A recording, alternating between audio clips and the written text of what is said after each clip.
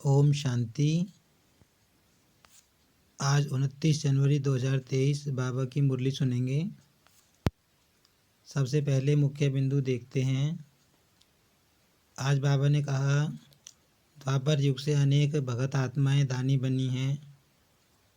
अनेक उन्होंने दान किए हैं, लेकिन अखुट खजाने के दानी वे नहीं बने हैं। विनाशी खजाने और वस्तुओं के दानी बने हैं। अखुट खजाने के अखंड महादानी सिर्फ तुम बच्चे ही बनते हो। बाबा ने कहा, तुम्हें मनसा वाचा कर्मणा दान देना है, लेकिन बाबा ने कहा कि कर्म द्वारा बच्चे गुण दान कम करते हैं और वर्तमान समय में चाहे अज्ञानी आत्माएं हों चाहे ज्ञानी आत्माएं हों, दोनों को गुणदान की आवश्यकता है। बाबा ने कहा कि तुमको बाप से अपार खुशी का खजाना मिलता है, इसलिए तुम्हारे पास कभी भी दुख की लहर नहीं आनी चाहिए, चाहे कैसी ही बात सामने आ जाए। और बाबा ने कहा कि चेक करो कि तुम्हारे संकल्प और कर्म एक समान हैं या नहीं हैं। मास्टर सर्वशक्तिमान की बाबा ने निशानी बताई कि मास्टर सर्वशक्तिमान जो संकल्प करेगा, जो शक्ति का आह्वान करेगा, वो शक्ति उसी समय कार्य में आएगी। अब सुनते हैं बाबा के महावाक्य विस्तार से। मुरली का सार है, नंबर 1 बनने के लिए गुण मूर्त बन, गुणों का दान करने वाले महादानी बनो। आज बेहद के माता पिता चारों ओर के विशेष बच्चों को देख रहे थे। क्या विशेषता देखी? कौन से बच्चे अखुट ज्ञानी, अटल स्वराज्य अधिकारी, अखंड निर्विघ्न, अखंड योगी, अखंड महादानी हैं। बाबा कहते, आज बाप दादा चारों ओर के बच्चों को देख रहे थे कि कौन कौन बच्चे अखुट ज्ञानी हैं, अटल स्वराज्य अधिकारी हैं, अखंड निर्विघ्न हैं, अखंड योगी हैं, अखंड महादानी हैं। अर्थात अखुट ज्ञानी जो हमेशा ज्ञानी रहें, अटल स्वराज्य अधिकारी जो सदा स्वराज अधिकारी रहें, अखंड निर्विघ्न जो निर्विघ्न रहें हमेशा, अखंड योगी और अखंड महादानी हैं। ऐसे बच्चों को बाबा देख रहे थे। ऐसे विशेष आत्माएं कोटों में कोई बने हुए हैं। अब बाबा कहते, ऐसी आत्माएं कोटों में कोई मिली। ज्ञानी, योगी, महादानी सभी बने हैं, लेकिन अखंड कोई कोई बने हैं। बाबा कहते, बच्चों में ज्ञानी भी बने हैं, योगी भी बने हैं, महादानी भी बने हैं, लेकिन अखंड कोई कोई बने हैं। सभी अखंड योगी, ज्ञानी, महादानी नहीं बने हैं। जो अखुट, अटल और अखंड हैं, वही विजय माला के विजयी मन के हैं। बाबा कहते, अब जो बच्चे अखुट, अटल और अखंड बनेंगे, वही विजय माला के मन के बनेंगे। बाप दादा ने संगम युग पर सभी बच्चों को अटल अखंड भव का वरदान दिया है, लेकिन वरदान को जीवन में सदा धारण करने में नंबरवार बन गए हैं। बाबा कहते, बाप ने तो वरदान अटल अखंड भव का दिया है, लेकिन सभी बच्चे नंबरवार धारणा करने में बन गए हैं। नंबर 1 बनने के लिए सबसे सहज विधि है, अखंड महादानी बनो। अखंड महादानी अर्थात निरंतर सहज सेवाधारी, क्योंकि सहज ही निरंतर हो सकता है। अब बाबा कहते हैं कि अगर नंबर 1 बनना है तो उसके लिए अखंड महादानी बनना पड़ेगा। तो अखंड सेवाधारी अर्थात अखंड महादानी, दाता के बच्चे हो, सर्व खजानों से संपन्न श्रेष्ठ आत्माएं हो। अब बाबा कहते, तुम दाता के बच्चे हो, सर्व खजानों से संपन्न श्रेष्ठ आत्माएं हो। संपन्न की निशानी है अखंड महादानी। फिर बाबा कहते हैं, जो संपन्न होगा वो अखंड महादानी होगा, हमेशा दान करता रहेगा, एक सेकंड भी दान देने के बिना रह नहीं सकते। द्वापर से दानी आत्माएं अनेक भगत भी बने हैं, लेकिन कितने भी बड़े दानी हों, अखुट खजाने के दानी नहीं बने हैं। अब बाबा कहते द्वापर युग से भगत अनेक आत्माएं निकली हैं, लेकिन वो दान तो उन्होंने भी किए हैं, लेकिन उन्होंने दान विनाशी चीज़ों का किया है, अखुट खजाने का दान नहीं किया है। अखुट खजानों के दानी तो बाबा कहते तुम ही बनते हो संगम युग पर। विनाशी खजाने व वस्तु के दानी बनते हैं आप श्रेष्ठ आत्माएं। अब संगम पर अखुट और अखंड महादानी बनते हो। अपने आप से पूछो कि अखंड महादानी हो। बाबा पूछ रहे हैं, बाबा कह रहे हैं चेक करो कि क्या अखंड महादानी बने हो या नहीं बने हो। वह समय प्रमाण दानी हो, वह चांस प्रमाण दानी हो। बाबा कहते कि कभी कभी दानी बन जाते हो, कभी कभी नहीं बन पाते। अखंड महादानी सदा 3 प्रकार से दान करने में बिजी रहते हैं। पहला मनसा द्वारा शक्तियाँ देने का दान, दूसरा वाणी द्वारा ज्ञान का दान, तीसरा कर्म द्वारा गुणों का दान। तो बाबा कहते जो अखंड महादानी आत्मा होगी वो 3 प्रकार से दान हमेशा करती रहेगी। पहला दान करेगी वो मनसा शक्तियों का, और दूसरा वो वाणी के द्वारा ज्ञान का दान देगी, और तीसरा कर्मों के द्वारा गुणों का दान देगी। और वो दान अखंड करती रहेगी, अखंड महादानी बनेगी तीनों रूप में। इन तीनों प्रकार के दान देने वाले सहज महादानी बन सकते हैं। रिजल्ट में देखा, वाणी द्वारा ज्ञान दान मेजॉरिटी करते रहते हो, मनसा द्वारा शक्तियों का दान यथाशक्ति करते हो, और कर्म द्वारा गुणदान ये बहुत कम करने वाले हैं। अब बाबा कहते ज्ञान का दान भी मेजॉरिटी बच्चे करते हैं, मनसा द्वारा शक्तियों का दान भी यथाशक्ति करते हैं, माना जो जिस पे जितना बन पड़ रहा है उतना कर रहे हैं। लेकिन कर्मों के द्वारा गुणों का दान बाबा कहते बहुत कम करने वाले हैं। बहुत कम बच्चे ऐसे हैं जो कर्म के द्वारा गुणों का दान करते हैं। और वर्तमान समय चाहे अज्ञानी आत्माएं हैं चाहे ब्राह्मण आत्माएं हैं, दोनों को आवश्यकता गुण दान की है। अब बाबा कहते वर्तमान समय की आवश्यकता क्या है, चाहे वो ज्ञानी आत्मा हो चाहे अज्ञानी हो, दोनों को गुण दान की आवश्यकता है। वर्तमान समय विशेष स्वयं में व ब्राह्मण परिवार में इस विधि को तीव्र बनाओ। अब बाबा कहते हैं कि इस गुण को लाने में तीव्र गति को धारण करो। ये दिव्य गुण सबसे श्रेष्ठ प्रभु प्रसाद है, इस प्रसाद को खूब बांटो। अब बाबा हमको मुरली में श्रेष्ठ कर्म करना सिखलाता है, तो बाबा कहते हैं जो ये तुम्हें दिव्य गुण इस समय मिल रहे हैं ये प्रभु प्रसाद हैं, तो इन्हें खूब बांटो। जैसे जब कोई से भी मिलते हो तो एक तो में भी स्नेह की निशानी स्थूल टोली खिलाते हो ना, ऐसे एक दो में ये गुणों की टोली खिलाओ। बाबा कहते वैसी टोली तो खिलाते हो तुम, लेकिन गुणों की भी टोली खिलाओ। इस विधि से जो संगम युग का लक्ष्य है फरिश्ता सो देवता, यह सहज सरव में प्रत्यक्ष दिखाई देगा। तो बाबा कहते हैं अगर ऐसा करोगे तो फरिश्ता सो देवता बहुत ही सहज बन जाओगे। यह प्रैक्टिस निरंतर स्मृति में रखो कि मैं दाता का बच्चा अखंड महादानी आत्मा हूँ। बाबा कह रहे हैं कि एक बात स्मृति में रखो कि मैं कौन हूँ, दाता का बच्चा अखंड महादानी आत्मा हूँ। कोई भी आत्मा चाहे अज्ञानी हो चाहे ब्राह्मण हो, लेकिन देना है। अब बाबा कह रहे हैं कि इस चीज़ का कोई फ़र्क नहीं करना है कि मेरे सामने ज्ञानी आत्मा है या अज्ञानी आत्मा है या ब्राह्मण है। तो बाबा कहते तुम्हारे सामने भले कौन सी आत्मा हो, लेकिन तुम्हें उसको गुणों का दान देना है। ब्राह्मण आत्माओं को ज्ञान तो पहले ही है, लेकिन 2 प्रकार से दाता बन सकते हो। बाबा कहते हैं ब्राह्मण आत्मा 2 तरीके से दाता बन सकती है। कैसे? नंबर 1 बाबा ने बताया जिस आत्मा को जिस शक्ति की आवश्यकता है उस आत्मा को मनसा द्वारा अर्थात शुद्ध वृत्ति वाइब्रेशंस द्वारा शक्तियों का दान अर्थात सहयोग दो। अब बाबा कहते हैं जिस आत्मा को जिस शक्ति की आवश्यकता है उस शक्ति का दान दो, वाइब्रेशंस के द्वारा, शुद्ध वृत्ति के द्वारा, मनसा द्वारा। नंबर 2 बाबा ने बताया कर्म द्वारा सदा स्वयं जीवन में गुण मूर्त बन प्रत्यक्ष सैंपल बन औरों को सहज गुण धारण करने का सहयोग दो।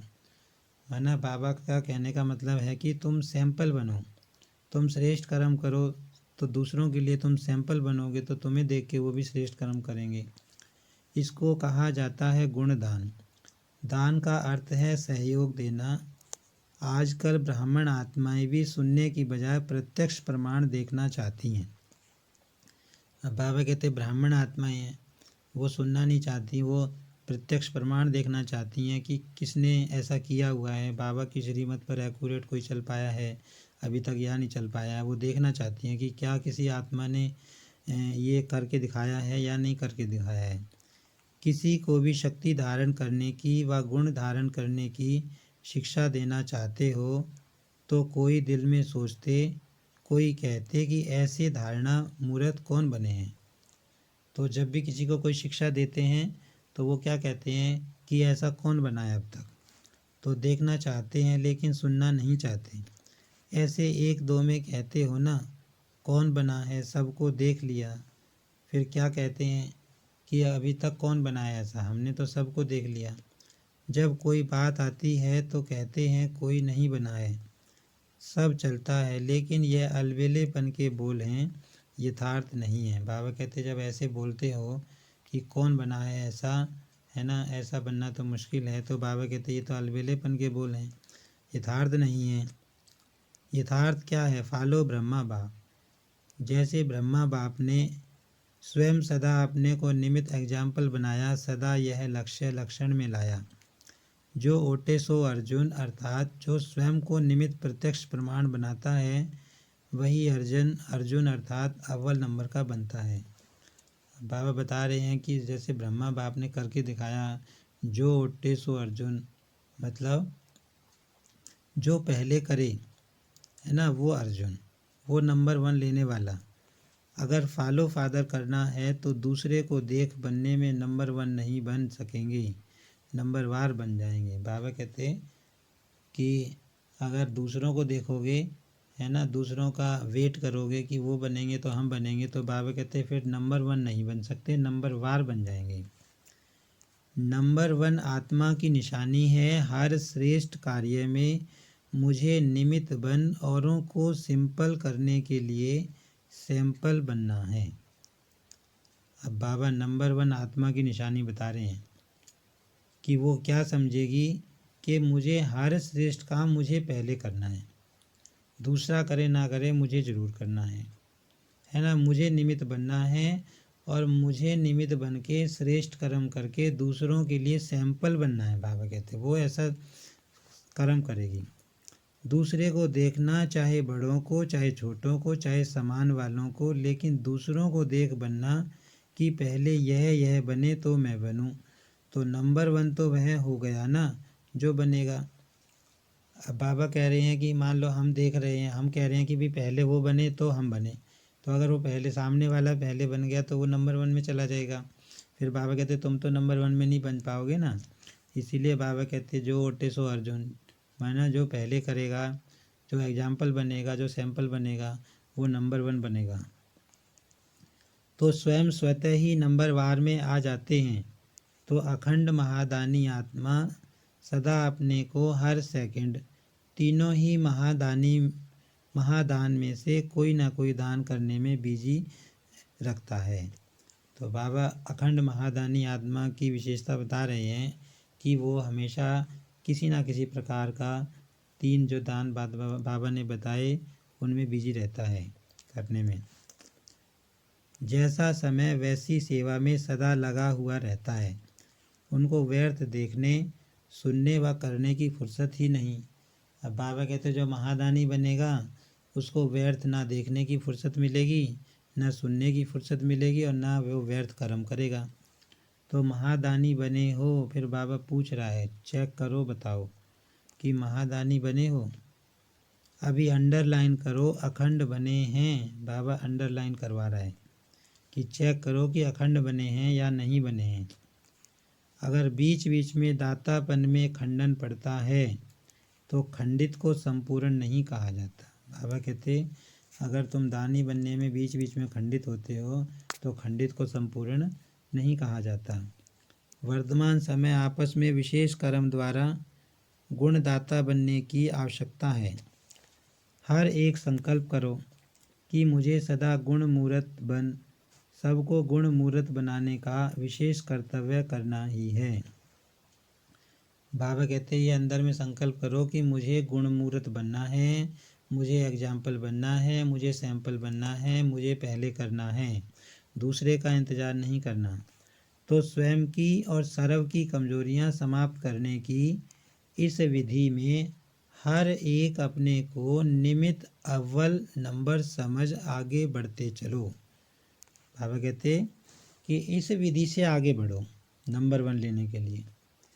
ज्ञान तो बहुत है, अभी गुणों को इमर्ज करो, सर्व गुण संपन्न बनने और बनाने का एग्जाम्पल बनो। बाबा कहते हैं ज्ञान तो बहुत मिल गया, ज्ञानी तो सब बन गए, लेकिन अब गुणों को इमर्ज करो, माना गुणों का दान दो। बाबा कहते हैं एग्जाम्पल बनो।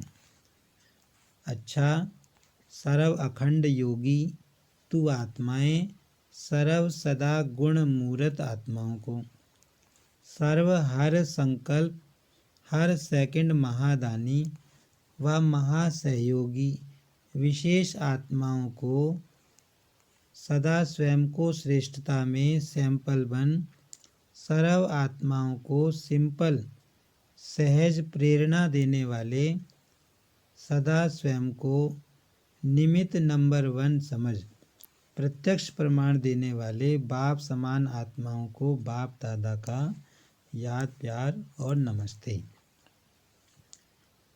दादी जानकी जी से मुलाकात, ऑस्ट्रेलिया सिंगापुर आदि के चक्कर का समाचार सुनाया और सबकी याद दी। सबकी याद पहुंच गई। चारों ओर के बच्चे सदा बाप के सामने हैं। इसका प्रत्यक्ष प्रमाण है, जब भी याद करते तो समीप और साथ का अनुभव करते हैं। बाबा कहा दिल से और दिलाराम हाजिर, इसीलिए ही कहते हैं हजूर हाजिर है। हाजिरा हजूर है, जहाँ भी हैं जो भी हैं, लेकिन हर स्थान पर हर एक के पास हाजिर हो जाते हैं। बाबा कहते जब तुम दिल से बाबा को याद करते हो तो बाबा तो तुम्हारे पास है ही, हाजिर है। इसीलिए हाजिरा हजूर हो गया। इस स्नेह की विधि को लोग नहीं जान सकते, यह ब्राह्मण आत्माएं ही जानती हैं। अनुभवी इस अनुभव को जानते हैं। आप विशेष आत्माएं तो हैं ही, कंबाइंड ना, अलग हो ही नहीं सकते। बाबा कहते तुम तो विशेष आत्माएं हो, परमात्मा मिलन मनाने वाली आत्माएं हो, सदा उनके साथ रहने वाली आत्माएं हो। तो बाबा कहते तुम तो कंबाइंड हो, भगवान तुमसे अलग हो नहीं सकता, अलग हो ही नहीं सकते। लोग कहते हैं जिधर देखते हैं उधर तू ही तू है, और आप कहते हो जो करते हैं जहाँ जाते हैं बाप साथ ही है, अर्थात तू ही तू है। तो दुनिया वाले तो कहते हैं जिधर देखूं तू ही तू, और बाबा के बच्चे कहते हैं जहाँ जाएं बाबा हमारे साथ है। जैसे कर्तव्य साथ है तो हर कर्तव्य कराने वाला भी सदा साथ है। इसलिए गाया हुआ है करन करावन हार, है ना। तो बाबा के बच्चे क्या समझते हैं, हम तो करते नहीं, बाबा करा रहे हैं, करन करावन हार करा रहा है, हम कुछ कर नहीं रहे। तो कंबाइंड हो गया ना करन हार और करावन हार। तो आप सबकी स्थिति क्या है, कंबाइंड है ना। फिर बाबा पूछ रहे हैं कि आपकी स्थिति कैसी है, बाबा के साथ कंबाइंड हैं या कभी कभी अकेले भी हो जाते हैं। करन करावन हार के साथ है ही, करावन हार अलग नहीं है, इसको ही कंबाइंड स्थिति कहा जाता है। सभी अपना अपना अच्छा पार्ट बजा रहे हो, अनेक आत्माओं के आगे सैंपल हो सिंपल करने की। ऐसे लगता है ना, मुश्किल को सहज बनाना यही फॉलो फादर है। ऐसे है ना, अच्छा पार्ट बजाया ना, जहाँ भी हैं विशेष पार्टधारी विशेष पार्ट बजाने के सिवाय रह नहीं सकते। यह ड्रामा की नोंद है। अच्छा, चक्कर लगाना बहुत अच्छा है। चक्कर लगाया, फिर स्वीट होम में आ गए। सेवा का चक्कर अनेक आत्माओं के प्रति विशेष उमंग उत्साह का चक्कर है। सब ठीक है ना, बाबा पूछ रहे हैं सब ठीक है ना। अच्छा ही अच्छा है, ड्रामा की भावी खींचती ज़रूर है। आप रहना चाहो लेकिन ड्रामा में नहीं है तो क्या करेंगे? सोचते भी जाना पड़ेगा क्योंकि सेवा की भावी है, तो सेवा की भावी अपना कार्य कराती है। आना और जाना यही तो विधि है, अच्छा संगठन अच्छा है। बाबा कहते सेवा की भावी है तो सेवा के लिए जाते हो। फिर पर्सनल मुलाकात है, बाबा ने की। परमात्म प्यार का अनुभव करने के लिए दुख की लहर से न्यारे बनो। बाबा कहता है कि अगर परमात्मा के प्यार का अनुभव करना है तो दुख की लहर से न्यारे बनो। बाप दादा ने संगम पर अनेक खजाने दिए हैं, उन सभी खजानों में से श्रेष्ठ खजाना है सदा खुशी का खजाना। अब बाबा कहते खजाने तो बाबा ने बहुत दिए हैं, लेकिन उनमें सबसे श्रेष्ठ खजाना कौन सा है? खुशी का खजाना। तो यह खुशी का खजाना सदा साथ रहता है। बाबा पूछ रहे हैं क्वेश्चन मार्क कि खुशी का खजाना सदा साथ रहता है, कैसी भी परिस्थिति आ जाए लेकिन खुशी नहीं जा सकती। अब बाबा कहते कैसी बात आ जाए, समस्या आ जाए, परिस्थिति आ जाए, लेकिन खुशी नहीं जानी चाहिए। जब परिस्थिति कोई दुख की लहर वाली आती है तो भी खुश रहते हो कि थोड़ी थोड़ी लहर आ जाती है। अब बाबा पे पूछ रहे हैं कि मान लो कोई दुख की परिस्थिति आ गई, कोई बड़ी समस्या आ गई, तो खुशी कम होती है या नहीं होती? क्योंकि संगम पर हो ना, तो एक तरफ है दुख धाम, दूसरे तरफ है सुख धाम, तो दुख के लहर की कई बातें सामने आएंगी। अब बाबा कहते कलयुग है ही दुख धाम, तो दुख धाम में दुख वाली बात ही तो सामने आएंगी, लेकिन अपने अंदर वो दुख की लहर दुखी नहीं करे। बाबा कहते भले दुख बाहर से आए, दुख की बातें आए, लेकिन तुम्हारे ऊपर उसका कोई असर ना पड़े, तुमको वो दुख में ना ला पाए। जैसे गर्मी के मौसम में गर्मी तो होगी ना, लेकिन स्वयं को बचाना वो अपने ऊपर है। अब बाबा बता रहे हैं, समझा रहे हैं कि मान लो गर्मी है तो गर्मी में तो गर्मी ही होगी। ऐसे ही बाबा कहते दुख धाम में दुख की बातें तो आएंगी, तो उससे बचाना हमको हमारा काम है। तो दुख की बातें सुनने में आएंगी लेकिन दुख में प्रभाव नहीं पड़े, इसीलिए कहा जाता है न्यारा और प्रभु का प्यारा। तो दुख की लहर से न्यारा तब प्रभु का प्यारा बनेंगे।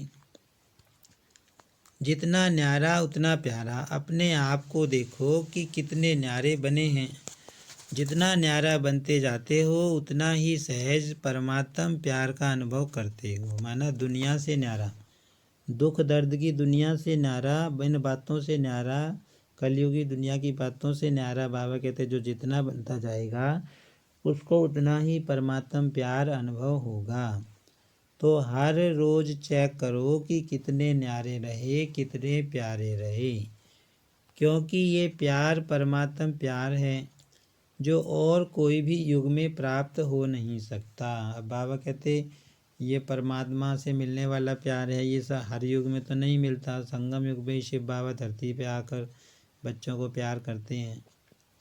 जितना प्राप्त करना है उतना अभी करना है, अभी नहीं तो कभी भी नहीं हो सकता। अब बाबा कहते जितनी प्राप्ति करनी है, जितना प्यार बाबा से महसूस करना है, लेना है, तो अभी ले सकते हो, फिर तो नहीं मिल पाएगा। और कितना थोड़ा सा समय यह परमात्म प्यार की प्राप्ति है, तो थोड़े समय में बहुत अनुभव करना है तो कर रहे हो। अब बाबा कहते टाइम है कम, कम टाइम में प्राप्ति ज़्यादा करनी है, तो बाबा कर रहे हो। बाबा पूछ रहे हैं कर रहे हो? दुनिया वाले खुशी के लिए कितना समय संपत्ति खर्च करते हैं और आपको सहज अविनाशी खुशी का खजाना मिल गया। बाबा कहते दुनिया वाले तो देखो कितना खर्चा करते हैं, कोई पिकनिक पे घूमने जाएगा, कोई पहाड़ों पर घूमने जाएगा, कितना पैसा खर्च करते हैं, पार्टी करते हैं खुशी प्राप्त करने के लिए। लेकिन बाबा कहते तुमको तो सहज ही खुशी का खजाना मिल गया, कुछ खर्चा किया क्या?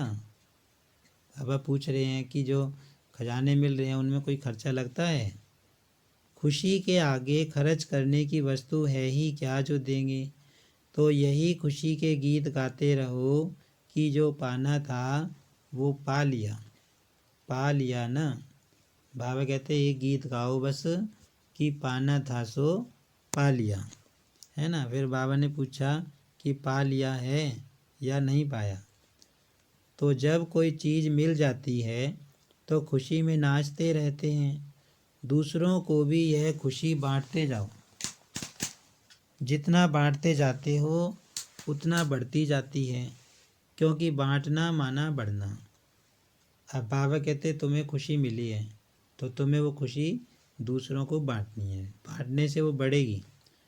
तो जो भी संबंध में आए वह अनुभव करे कि इनको कोई श्रेष्ठ प्राप्ति हुई है, जिसकी खुशी है, क्योंकि दुनिया में तो हर समय का दुख है और आपके पास हर समय की खुशी है। बाबा कहते दुनिया में आत्माएं कितनी दुखी हैं, उनके पास कोई सहारा नहीं है, हमारे पास तो बाबा है सहारा।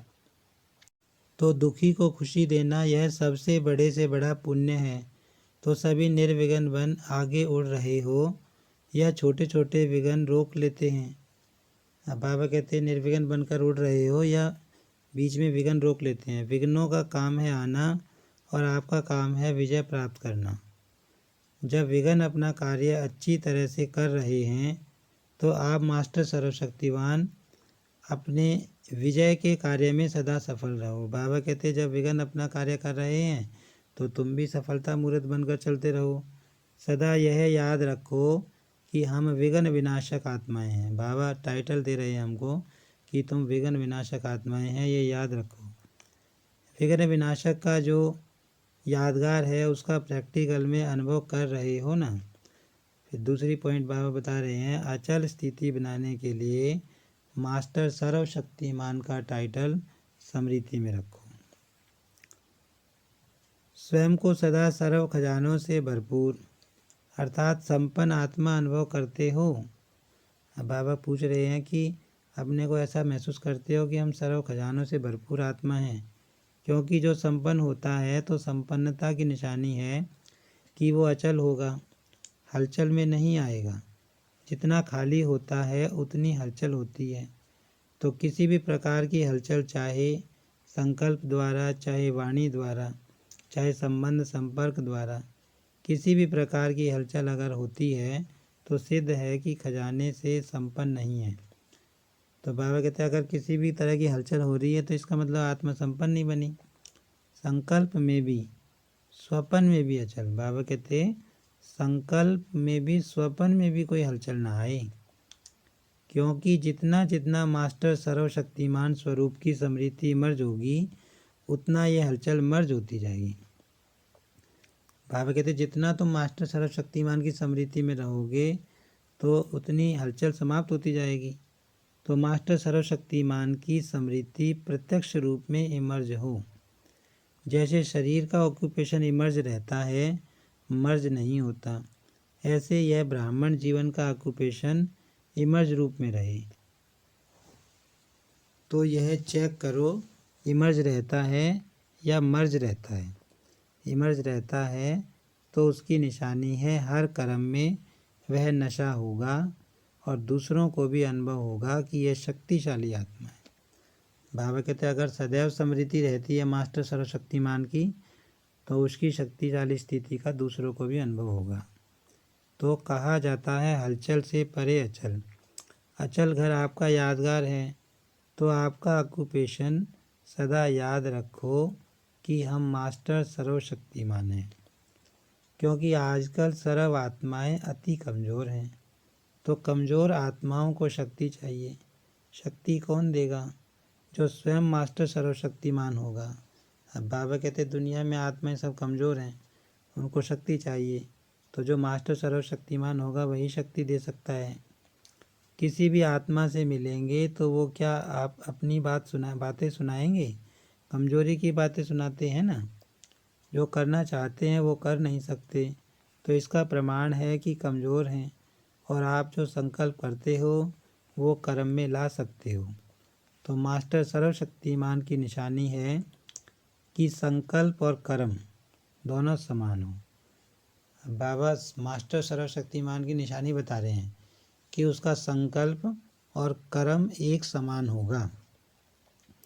ऐसे नहीं कि संकल्प बहुत श्रेष्ठ हो और कर्म करने में वो श्रेष्ठ संकल्प नहीं कर सको, इसको मास्टर सर्वशक्तिमान नहीं कहेंगे। बाबा कहते हैं कि संकल्प तो ऊंचे ऊंचे करो लेकिन कर्म उसके हिसाब से ना हो, तो बाबा कहते हैं उसे मास्टर सर्वशक्तिमान नहीं कहेंगे। तो चेक करो कि जो श्रेष्ठ संकल्प होते हैं वो कर्म तक आते हैं या नहीं आ सकते।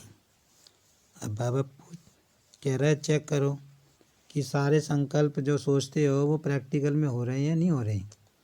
मास्टर सर्वशक्तिमान की निशानी है कि जो शक्ति जिस समय आवश्यक हो उस समय वो शक्ति कार्य में आए। तो ऐसे हैं या आह्वान करते हो थोड़ा देरी से आती है। अब बाबा कह रहे हैं कि मास्टर सर्वशक्तिमान का मतलब है कि जिस शक्ति को आह्वान करेगा उसी समय वो शक्ति काम में आएगी। तो बाबा पूछते हैं कि भाई ऐसा है या लेट काम में आती है। जब कोई बात पूरी हो जाती है, पीछे स्मृति में आए कि ऐसा नहीं ऐसा करते, तो इसको कहा जाता है समय पर काम में नहीं आई। जैसे स्थूल कर्मेंद्रियां आर्डर पर चल सकती है ना, हाथ को जब चाहो जहाँ चाहो वहाँ चला सकते हो, ऐसे यह सूक्ष्म शक्तियाँ इतने कंट्रोल में हों जिस समय जो शक्ति चाहो काम में लगा सको। अब बाबा कहते जैसे दूसरी कर्मेंद्रियाँ हैं उनको तुम सूक्ष्म स्थूल कर्मेंद्रियाँ हैं उनको चला सकते हो अपने ऑर्डर से, ऐसे ये भी काम करनी चाहिए। तो ऐसी कंट्रोलिंग पावर है। बाबा फिर पूछ रहे हैं क्वेश्चन मार्क लगा के कि बताओ इतनी कंट्रोलिंग पावर है। ऐसे तो नहीं सोचते कि चाहते तो नहीं थे लेकिन हो गया। तो सदा अपनी कंट्रोलिंग पावर को चेक करते हुए शक्तिशाली बनते चलो। बाबा कहते हैं अपनी कंट्रोलिंग पावर को चेक करते चलो। सब उड़ती कला वाले हो कि कोई चढ़ती कला वाला, कोई उड़ती कला वाला, वह कभी उड़ती कभी चढ़ती कभी चलती कला हो जाती है। बदली होता है वह एक रस आगे बढ़ते रहते हो। अब बाबा पूछ रहा है कि पुरुषार्थ में एक रस आगे जा रहे हो या कभी चल गए, कभी रुक गए, कभी उड़ गए, कभी दौड़ने लगे। कोई विघ्न आता है तो कितने समय में विजयी बनते हो। अब बाबा पूछ रहा है कि कितने समय में विजयी बनते हो अगर कोई विघ्न आ जाए तो। टाइम लगता है क्योंकि नॉलेजफुल हो ना तो विघ्नों की भी नॉलेज है। नॉलेज की शक्ति से विघ्न वार नहीं करेंगे लेकिन हार खा लेंगे। इसी को ही मास्टर सर्वशक्तिमान कहा जाता है। माना मास्टर सर्वशक्तिमान वह है जो विघ्नों को हार खिलाए। तो अमृत वेले से इस ऑक्यूपेशन को इमर्ज करो और फिर सारा दिन चेक करो। अच्छा मीठे मीठे सिक्की लदे बच्चों प्रति माता पिता बाप दादा का याद प्यार और गुड मॉर्निंग। रूहानी बाप की रूहानी बच्चों को नमस्ते। हम रूहानी बच्चों की रूहानी बाप दादा को याद प्यार और नमस्ते। मुरली में वरदान है, सहन शक्ति का कवच पहन संपूर्ण स्टेज को वरने वाले विघ्न जीत भव। अपनी संपूर्ण स्टेज को वरने अर्थात प्राप्त करने के लिए अलबेलेपन के नाज नखरों को छोड़ सहन शक्ति में मजबूत बनो। बाबा कहते हैं अलबेलापन छोड़ दो और सहन शक्ति में मजबूत बनो। सहन शक्ति ही सर्व विघ्नों से बचने का कवच है। जो यह कवच नहीं पहनते वह नाजुक बन जाते हैं, फिर बाप की बातें बाप को ही सुनाते हैं। कभी बहुत उमंग उत्साह में रहते, कभी दिल शिकस्त हो जाते। अब इस उतरने चढ़ने की सीढ़ी को छोड़ सदा उमंग उत्साह में रहो तो संपूर्ण स्टेज समीप आ जाएगी। बाबा कहते कि इस चढ़ने उतरने की सीढ़ी को छोड़ो, सदा उमंग उत्साह में रहते हुए आगे बढ़ते चलो। मुरली का स्लोगन है, याद और सेवा की शक्ति से अनेक आत्माओं पर रहम करना ही रहम दिल बनना है। बाबा कहते याद और सेवा, इन दोनों की शक्ति से जब दूसरी आत्माओं पर रहम करते हैं तो वही होता है रहमदिल बनना। अच्छा, ओम शांति।